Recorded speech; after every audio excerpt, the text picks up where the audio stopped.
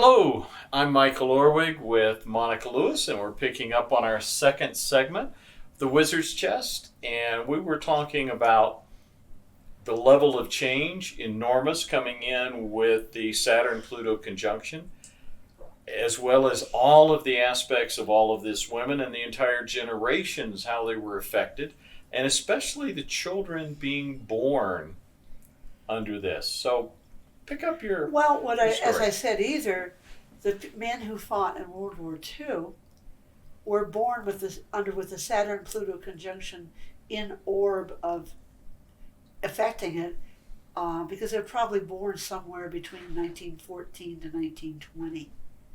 So as a result, they have Saturn conjunct Pluto in Cancer in their natal charts, and so they just acted out again.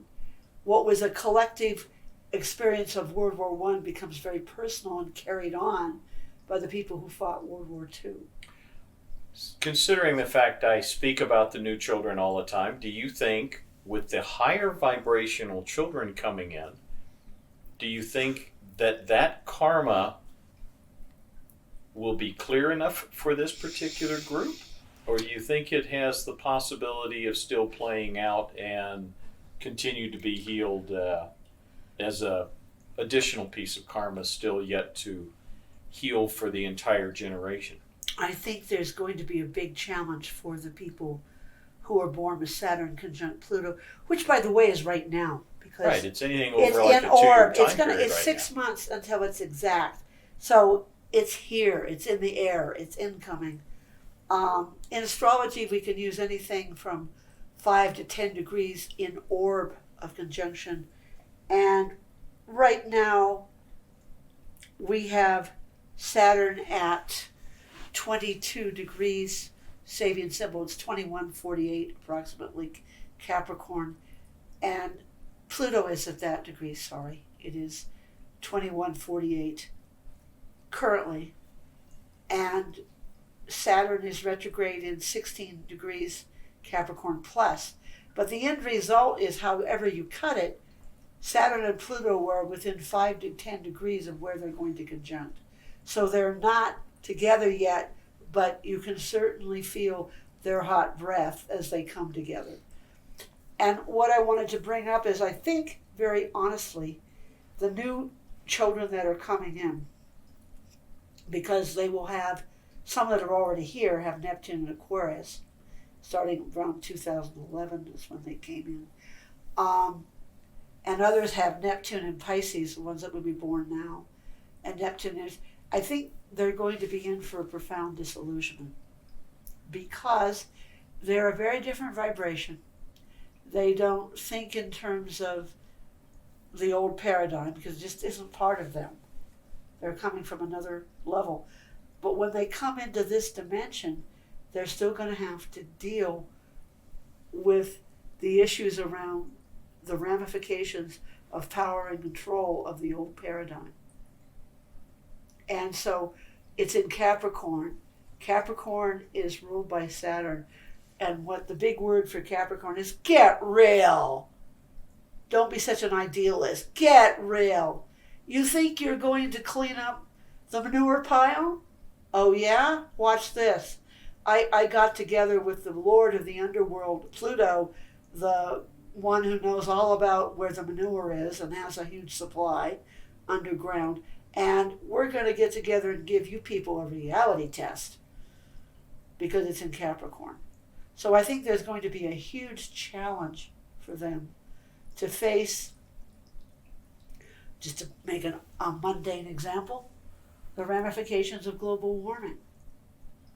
It's all nice to say that we should do something now, but they're the generation 20 years hence that are going to be dealing with the critical mass of a huge crisis, not the people currently here. So I think they're going to come in to have a tremendous hard time dealing with their sense of idealism hitting the brutal reality of what they have to face. Now, on the positive side, Saturn Pluto is a survivor. On the positive side, Because the people who went into the concentration camps, a lot of those young people who survived it, had Saturn and Pluto in their charts too. They were born, 1914 through 1920. Yeah, you would have had to have been a survivor Right. to make it through that. Right, Sure. and so they had that Saturn conjunct Pluto in Cancer in their charts, which allowed them to say, we will survive.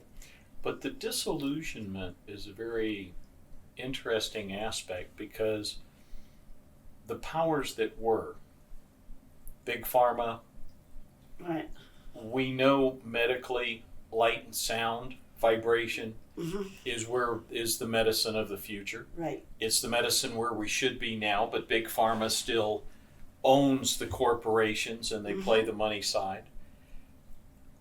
All of these structures, the oil and gas industry, we've had free energy for 75 years, and why do we still have oil and gas? Because the corporations run the show behind the scenes. There's this illusion from media and everything around it that the status quo is still there, but it's falling away rapidly underneath. It's like a rot. There's no support for it energetically on this planet because Mother Earth has raised her vibration, and you have to raise your vibration with Mother Earth. So within this illusion, Well, that's what the issue will be. how do they break away? With Saturn and Pluto conjuncting. It is a profound restructuring from the deepest roots possible, which means things that think they're immortal, just the way we brought up World War One, like the Habsburg dynasty, they really thought they were going to be around. They were there for 1,000 years? Roughly. Yeah, if you're there for 1,000 years, I roughly could give them the fact they think that they would be there ad infinitum type routine. Right, they did.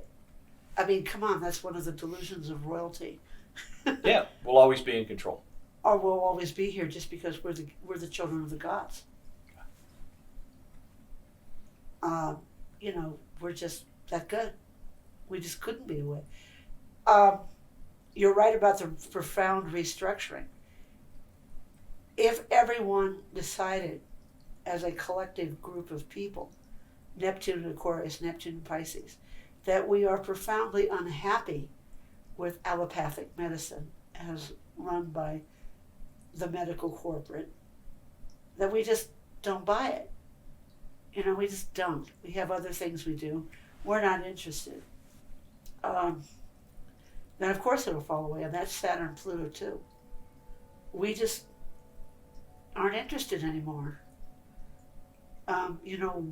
It's like someone who was a musical star or had a big hit and suddenly they were very popular, and the next time I was like, who are you and who cares? Now this is what you're looking at, but I think they will probably go in for a huge fight. Saturn Pluto said it's not going quietly. The only thing that would probably push it would be if people just said, no thank you, I prefer. And a lot of that is what I try to work with shall we say, the mothers or whatever that listen, is I want to empower them to make a different choice. Not saying don't. There are times that allopathic medicine, if I have a car accident, I need to stabilize the body. That Absolutely. may be the best place to go. But other than that, it's normally, for me, bottom of the list. And the insurance companies, structuring it the way they do, everything is pushed towards allopathic. So you have the same corporations doing this double whammy against people, and then you have the conditioning. Give your power away to the man in the white coat. It's ongoing. That's a very big issue. But what I think is profound here is the Saturn-Pluto conjunction. Remember, it said when it comes together in January, just looking at Saturn-Pluto itself, in the U.S. chart, it's going to be in the second house of values. The Saturn-Pluto conjunction at 23 degrees, Sabian symbol in Capricorn. And I'm going to digress. The Sabian symbols here are a bunch of holographic images that each degree of the zodiac has. It's a multidimensional holographic image, and how you find it is you take the number of degrees in minutes of a planetary placement and you round it up to the whole number to get the Sabian symbol associated with that position. And the reason you round it up is because when you do degrees in astrology, you start at 0 degrees so many minutes. But the Sabian symbols don't have a 0, they have 1. So in order to get the two systems to match, if you have 0 degrees 15 minutes or so, then to get to the Sabian symbol you have to round 0:15 up to 1. And you see the... They match, to make them match, to make the two systems match. Okay. I wanted to take a look here at the Saturn-Pluto conjunction itself. It's going to deal with the Sabian symbols on it. I don't know how it's going to manifest yet, but I do know by looking at the Sabian symbols what it will deal with. It deals with a soldier, a courageous soldier, getting 2 rewards, an earthly and heavenly reward. So what we're looking at is something that will manifest physically in the physical reality, the earthly reward, and something that will be heavenly or a divine blessing type of reward. And what you see is it's going to synchronize. And that's going to be very interesting to play with. 2 rewards. So if we could go positively with the necessary restructuring of our lives, whatever it may be, then we will have a comfortable way to keep how to survive. It's like if you can't do one job, you have another job. You learned another skill. You went on.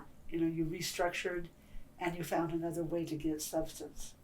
It's like ending one career and starting another. So this conjunction for the U.S. chart occurs in the second house of values. Right.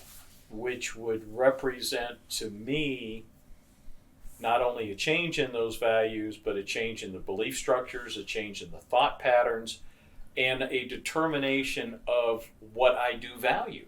All Exactly. of these scenarios could change. And the problem with it being in the second house of the U.S. chart is we're already, because it's there already, we're already seeing it at work. We've got people polarized into right and left, and right is good, left is bad, or left is good and right is bad.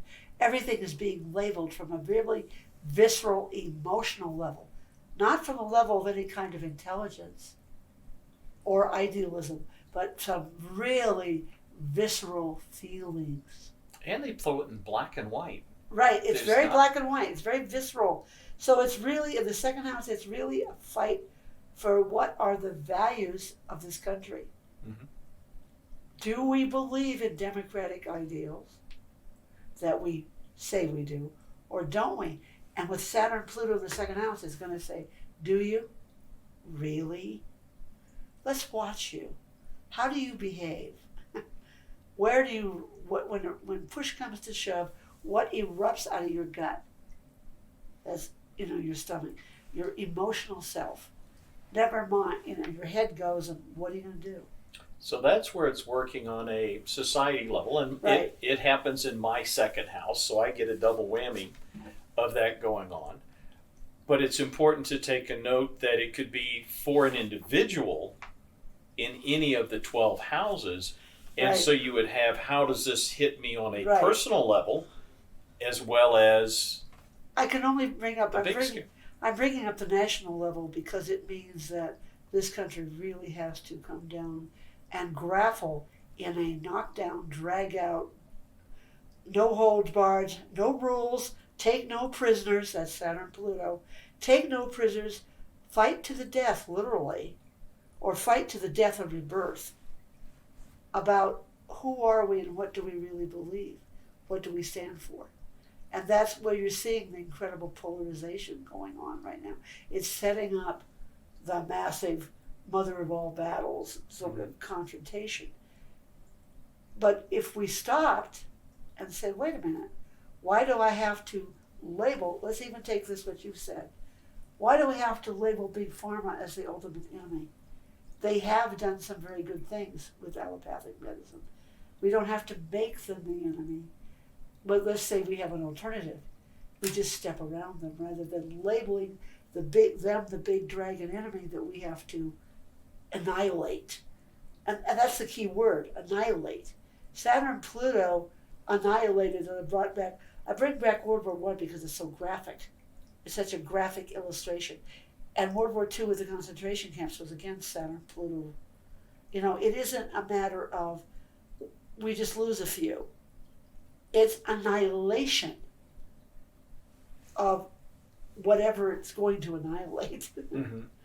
And it whatever it chooses to annihilate, it is done. It wipes it out. It is no more. And so when you look at in the United States chart here, a heavenly and earthly reward, what it's trying to tell you is whatever we do, we have to go to our inner guidance, our divine guidance, to work with it. Because if we leave it to just our gut, this is why the Cancer moon cycle, and our visceral flaring emotions, all we're going to do is duke it out till nobody's alive. We're just going to have a knockdown, drag out bloodbath. And nothing really improves except we just annihilate. The question is, how do we restructure in a way, the challenge is, how do we restructure in a way that promotes rebirth and regeneration? And that would be the individual choice of each human being. How will you restructure your life so that however you restructure your life, you are rebirthed and rejuvenated? In a practical level, let's just take, Michael, your age group and mine. We're in the Social Security group. We're over 65 or around that period of retirement. So the question for us, being the Pluto and Leo generation, forever young, that how do we restructure our lives in such a way that we rejuvenate? Everybody else who was the young millennial generation, people born from 1990 onward, who are dealing with massive college debt, how do they restructure their lives so that they are not buried under the burden of debt? That's what this Saturn, Pluto in the second house shows also. Saturn, burdens. Pluto, massive debt. I can't do anything. I'm hogtied and limited because I'm under this massive debt. It's equivalent to owing your soul to the company store. Mm. And the question is, how do we restructure it? So we have a huge economic restructuring coming. And it has to do with how, as a whole generation, the millennial people in particular, who are starting out in life with a massive college debt, how are they going to restructure that so that they can thrive and survive? And people of our age, it's how are we going to restructure so that we regenerate and survive? And we're not having the millennials say to us, you're the largest generation other than us, which we are. Excuse me. And you guys are the burden on our backs. Mm. Because we have to pay not only our college debt, we have to pay Social Security for you and medical for you. So the real question is that comes up for everyone is, how do we restructure our lives? And we can do this individually. How are we going to make a life that allows each of us to restructure into a regenerative pattern that helps us thrive? So that brings up the concept. Do you need some more? Yeah. Some. But that brings up the concept of this entire society recognizing they are creator beings. Right. And as a mass consciousness, we can create whatever we want to create. Right. But we can't create it from separation consciousness. We have to create it from unity or oneness consciousness if Yes. we're going to move into these new energies as a group and as an individual.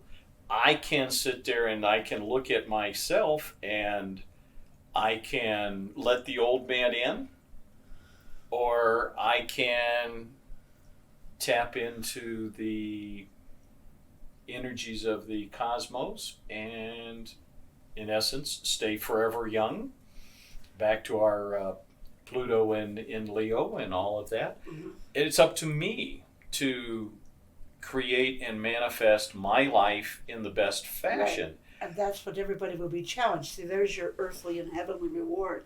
If you can restructure and until the point that your restructuring leads to regeneration, rather than just having the structure fall apart and having everything degenerate into a pile of goo without any hope of rejuvenation. Just blech. Yeah. There was one correction you wanted to Yes, throw in there. I made a major correction for which I apologize to everyone. I've been corrected my general information about the Saturn-Pluto conjunction, but when I said it was in the second house of the U.S. chart, I misread that looking down. It is in the third house of communication. It still has to do with our values, but it is what we communicate about our values, what we say out loud. Saturn conjunct Pluto in the third house it portends a real tug of war in how people talk to each other. But doesn't that go back to the virtually Nazi level of shutting down the internet, of anybody talking about a particular subject that Google, Facebook don't like or whatever, anything and everything, they shut down sites now. Mm-hmm. If you're not talking about, or if you're talking about a topic that touches on their medical side of things or Mm-hmm. political aspects that they want to promote, Mm-hmm. they want to shut you down, and that's Yes, Saturn in the communication. third house is somebody wants to control who's speaking. Yeah. Who's saying what? Who's And speaking? And who's taking one. And Saturn Pluto is there's a huge rock and roll around transformation of how people communicate, especially how they communicate in government ways.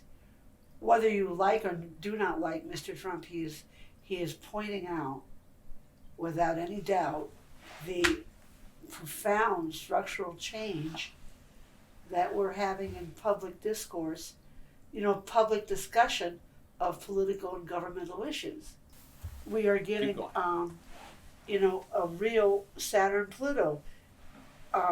Whatever you do, you notice that both he and the 4 congresswomen who are called the squad, neither he nor them take any prisoners when they start talking. They just let it rip. And that's Saturn Pluto in the third house. Is, just go for it and go for the juggler. And they do. The positive effect of that is we needed to do that. This is a real cleansing issue. It's Pluto and Saturn are the dark stuff, the stuff you don't mention in polite company. Yeah. is coming up for public discussion. And why do we need that done? Is because if we don't address the things we don't want to talk about, because it's not polite company type conversation, then we never will evolve. We have to deal with the most awful dirty laundry. Do you need any ice cream? We can run out in the street. No, I don't. Thank you. But So yes, we got our dirty laundry. Yes. Yeah, and so it's coming out to be cleaned up. And we're having people who are bringing it up. The one thing I have to positively say about Mr. Trump right now is, at least by his words and his behavior, he is viscerally giving voice what a lot of people think but aren't going to say in polite society or company. He's giving voice to it. Yeah. It really reminds me when I watched him on TV. For me, it's almost as if I watched Archie Bunker, the character, come to life. I mean, literally walk the character, not the actor, but the character, come to life in front of me. And it was amazing. So I think on one hand, Mr. Trump may be doing us a big service. He's voicing in public the stuff we never say in polite society. And he's also bringing out, by voicing it publicly, and he has his supporters cheering him on or they're agreeing with him, it just shows you what? It's sort of like in The Wizard of Oz, you're going behind the curtain and seeing the operator. It's like, and that's what Pluto Saturn will do, is, this stuff you won't want to talk about? Well, I'm going to whip off the coverlet and show you the whole thing. And then I'm going to show you not only one person giving voice to it, which is political things. The one thing about a government leader, whoever they are, a lot of times they do give voice to the thoughts of the people. Polite or not, they give voice to it. So you see with his supporters, it's like he's giving voice to it, and then you're seeing how many people agree with him, and at least it's all in public. The one thing is coming out in the open. Communication. He says it, and then you get to see how many people really agree with him. Not everybody's sitting there going, "Oh, he said that." Now, privately, I agree with him, but I would never say that publicly.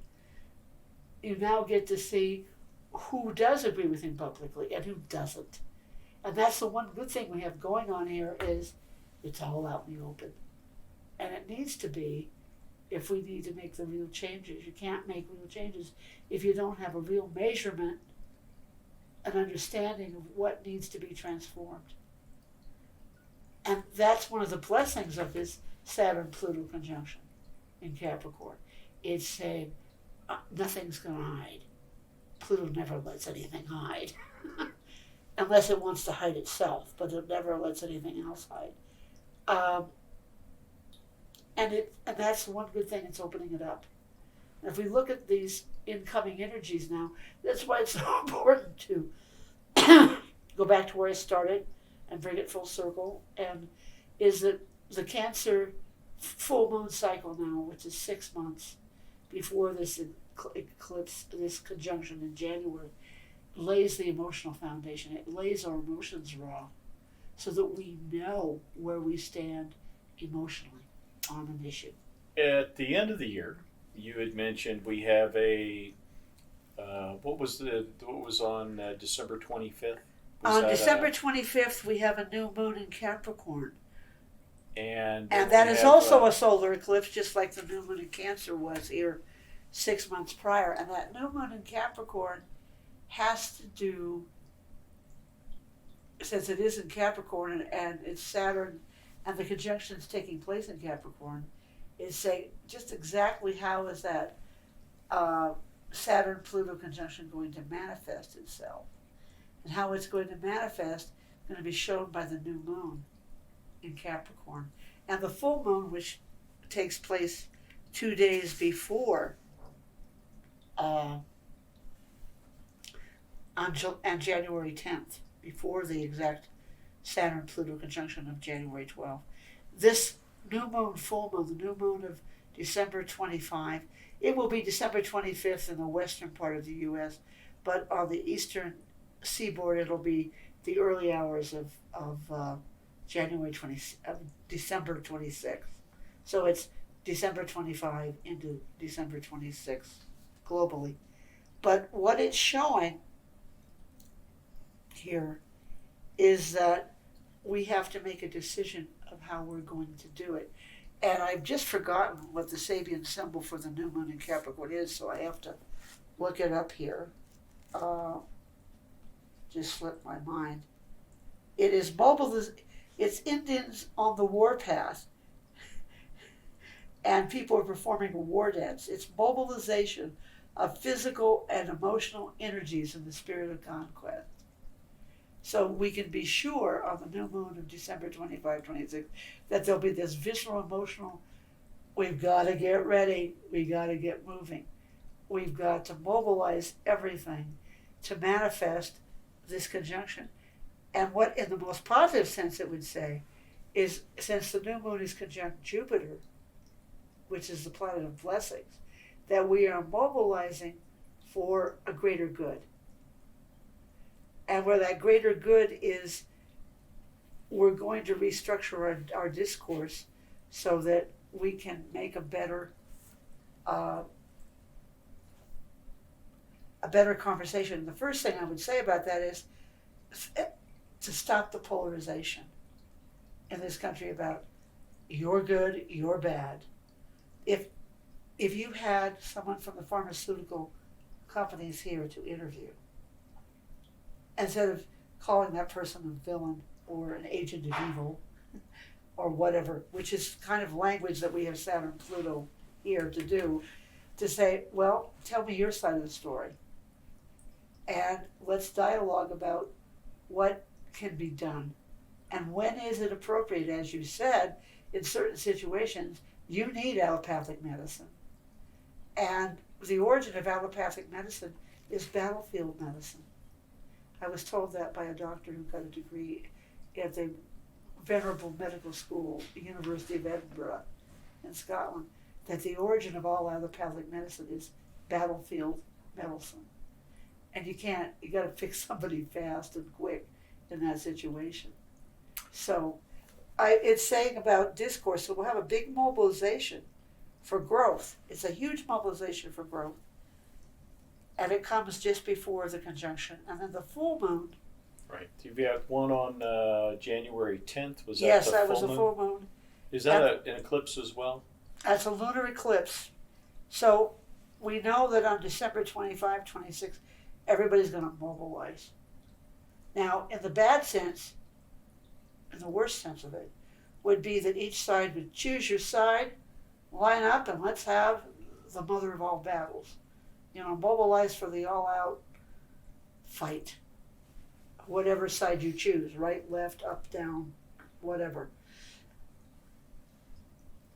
In the positive sense, it's mobilizing so that we can do, how do we restructure this for regeneration? How do we restructure the big challenges? How do we restructure so that we regenerate? Restructuring is regenerating, and regeneration means we must restructure. You can take it either way. It's a conjunction. They're tied together. So on the full moon of the 10th, we have the sun at 21 Capricorn, the moon at 21 Cancer. So it's about an open door. The 12 21st degrees in Sabian symbols is a new door opens. So at the full moon on January 10, a door is going to open, which allows us, we've mobilized, we got to get through the door. And now that we're getting through the door to see what good we can do. Because 21 Capricorn, where the sun sits, is everyone running their leg of the race in a relay race. So it means everybody mobilizes to do their part in a group effort. And the moon position there, I don't have all of them memorized. 21 Cancer is a woman singing an aria. It's the big aria at the end of the operatic performance. And what it has to do with 21 Cancer is about the power of the voice or music, which means in this case divine harmony, to calm the savage beast. Music tames the savage beast. This is what it's about. It's in the ninth house of the U.S. chart. So it's saying using a higher power to bring in harmony and beauty to calm everybody down. You can all mobilize, but let's mobilize for regeneration and renewal. How are we going to restructure?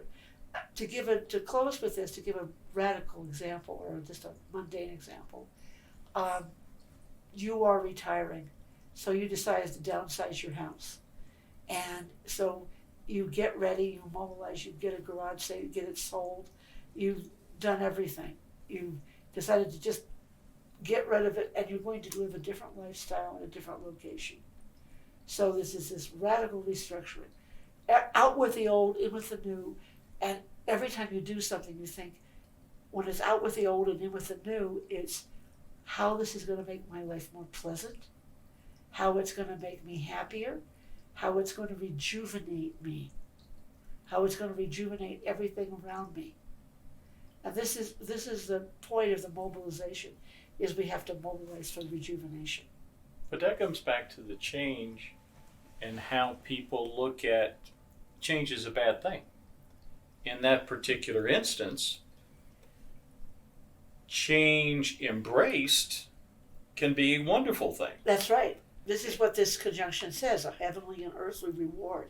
If you embrace the Saturn-Pluto conjunction upcoming in the right spirit of structural change and radical regeneration is good, then you will have a heavenly and earthly reward, which means, very simply, we will have a good economy, we'll have a better economy, everyone will be healthier, everybody will be happier.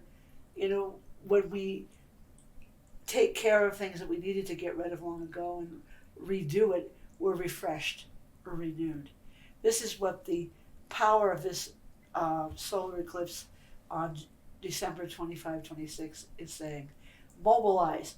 The whole world will mobilize. But mobilize for what? Mobilize to renew and regenerate themselves in a way that is healthier and better. If you were running a company, it would say, we've been going at this all wrong. I need to restructure. Maybe we need to downsize. Maybe I do need to lay some people off, but I don't just lay them off to lay them off. I let them know about it and I offer them a severance package, or I offer them a retraining program. I offer them some sort of net. There's a way of doing it with ease and grace. Right, exactly. And so much of our conditioning from a corporate level has been follow the money and we're going to cut all of you guys away, but that's all right, we're going to keep ours.